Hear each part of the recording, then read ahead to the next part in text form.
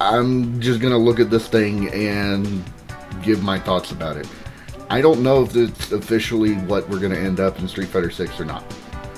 I have not seen or heard anything legitimizing this or debunking it. I just know what it looks like, and I found something that tells me the names of the characters on it because they're mostly written in Japanese. So, if you do not want Street Fighter 6 spoilers, last chance in 3, 2, 1. This is supposedly the characters that they have going on in Street Fighter 6.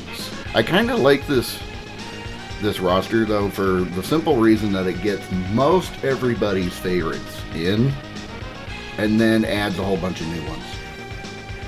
So I think this is the most new character Street Fighter has had since Street Fighter 3, to be honest. So we're going to get into it here. So they have redesigned Ryu, which we've seen. He basically looks like Hot Ryu, except he took Oro's cloak. That's been in the official trailer. So Ken, for whatever reason, is imitating Terry Bogard. He's got a jacket. Zangief is just like wearing half of his alternate costume from Street Fighter 5. Dhalsim doesn't really look that much different.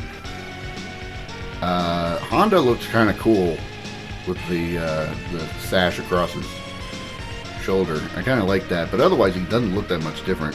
Blanka looks like almost not different at all, except he's wearing a handkerchief for some reason. Guile has a lot going on. I guess he has some sort of like protected jacket going on here, and then he has like a hoodie on the back. He's got jeans, so I can't tell if it's a uniform or not. This is not a great picture, but it looks like it could be. Like this could be like some kind of bulletproof vest or something, which would be appropriate. But he got rid of the sunglasses. He still has the hair. And then Chun-Li, which she's in the trailer, she looks great. Chun-Li's always looked pretty good, but they did a really good job of finding sort of a nice middle ground between her old costume, her World Warrior costume, her Alpha costume, and,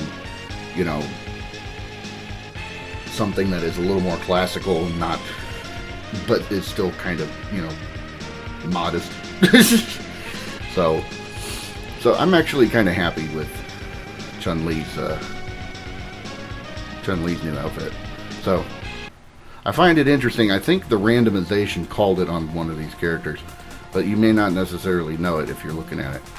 Cami has a new look, and actually it's if you ever watched the Street Fighter V anime, which is supposed to be an anime that takes place before Street Fighter 2. It's really bad. I don't recommend watching it all the way through. It's pretty terrible. But if you watch that, she is in a outfit that is very similar to the outfit she wears in that. She's only in like 4 or 5 episodes at max. But she's an assassin. And she has like a green top and black pants.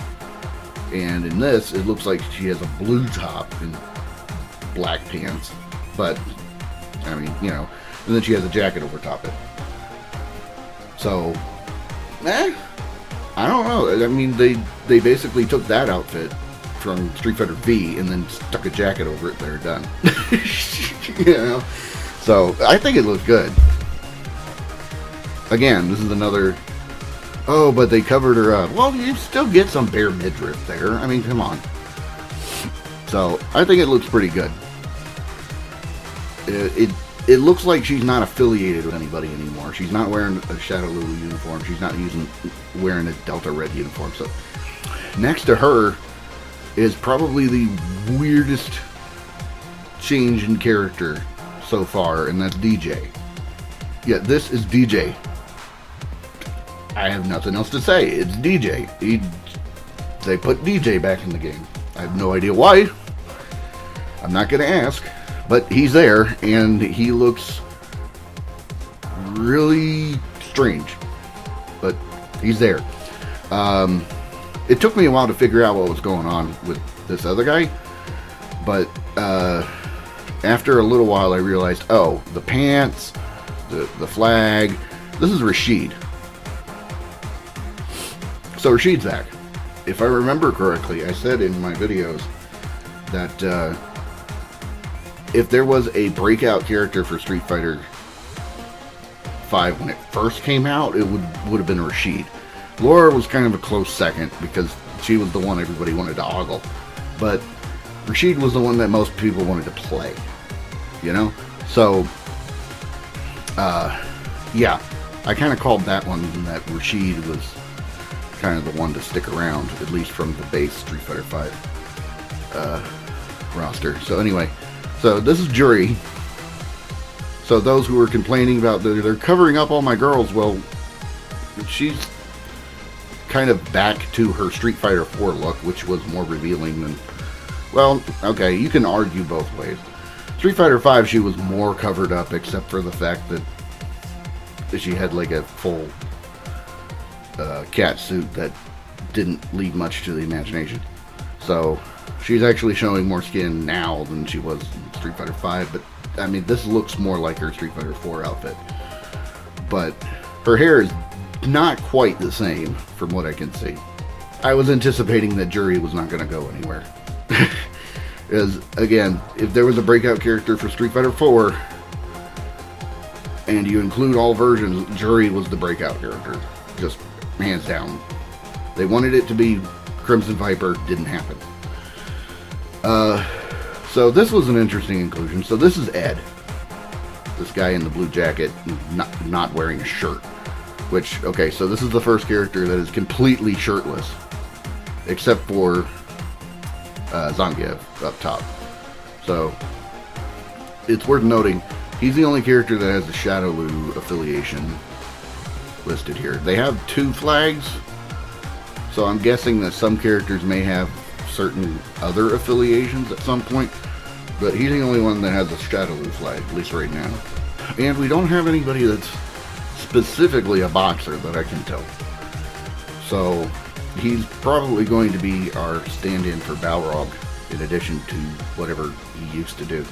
So that's the only other Street Fighter V character other than Luke, which we're about to see in a minute.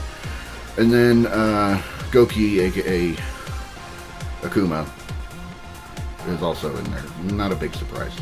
So we have basically the World Warriors on the top row. We've got 2 from Super, and we got 1 from Super Turbo, and then we got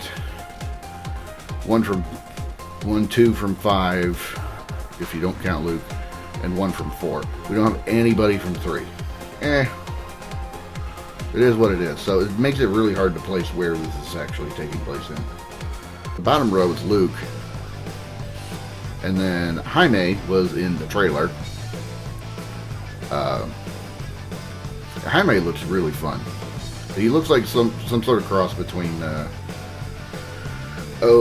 what's his name? Cross between like Donovan and Yin and Yang in terms of like fighting style and stuff. He doesn't have a sword, but he looks really interesting. And he's from Hong Kong, so he would be familiar with Yin and Yang. Next to him is Mimi, who is a French character who is wearing Abel's gi for some reason. Like, it's the same color scheme for the gi. I don't know if this is female Abel, if this is somebody affiliated with Abel, or if this just happens to be what she's wearing. Next to her is Lily, who looks like a kid, or maybe a teenager. Kind of hard to make out exactly what her body type is, but she's holding some sort of weapon here in both hands. So we'll have to see what that's about whenever they get around to her. But she's from Mexico, so this might be our first Mexican who isn't a Native American and isn't named something obvious like Thunderhawk. This guy who looks like G is named JP. So instead of one letter, he has two, and he's affiliated with something, but it's a giant question. Then next to him is Kimberly, and the way we know it's Kimberly is Kimberly actually shows up at the very end of the PlayStation trailer. When you're looking into what looks like some sort of online lobby, and it says next challenger, and it has Kimberly, and she's kind of standing upside down with her hair flying everywhere. So but that's apparently her. We don't know anything about her fighting style yet. And then the last character is Aki, almost like a evil version of Chun-Li now that I look at it, just because she has the long legs, kind of the square shoulders. The only difference is that she has like claws and a different haircut, and she's really pale apparently. Or I skipped one. So next to Luke is another character that has red hair and is very, very muscular, and her name's Marissa. At least I believe it's a her, because Marissa is a girl's name. At least last time I checked. So this beefcake right here is Marissa. For anybody who's complaining that there's not enough body variety, particularly with the girls, meet the counterpoint. She looks like she could body Alex with how thick these arm muscles are. I mean, it's nothing compared to Zangief, but still, you know. So out of 8 new characters, if we count Luke, 5 of them girls. That's not bad. I mean, we're not quite to the King of Fighters level where they're practically directly even, but 8 out of 22, yeah, it's not halfway. So we're not quite to King of Fighters level yet, because we don't have enough characters from Street Fighter 2 who are girls. Go figure.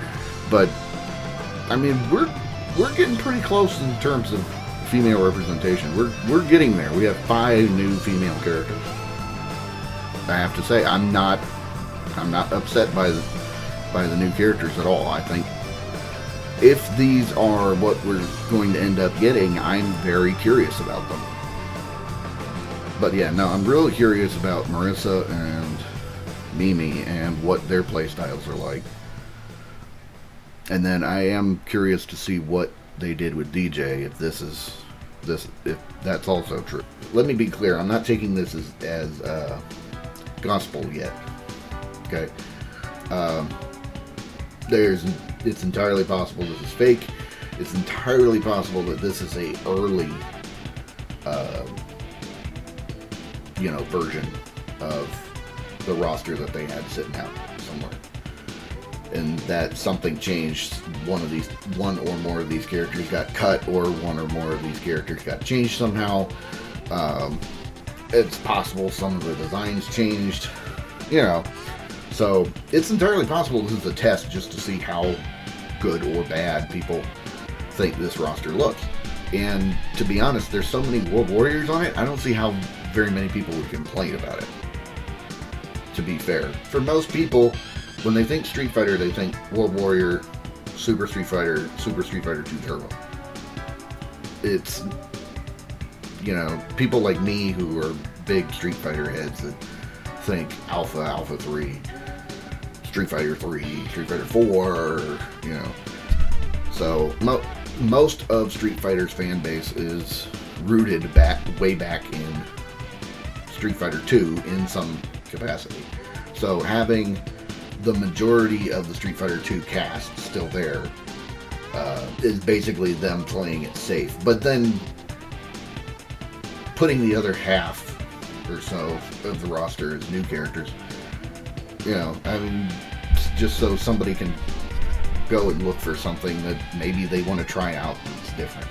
I am curious to see whether or not this turns out to be true, and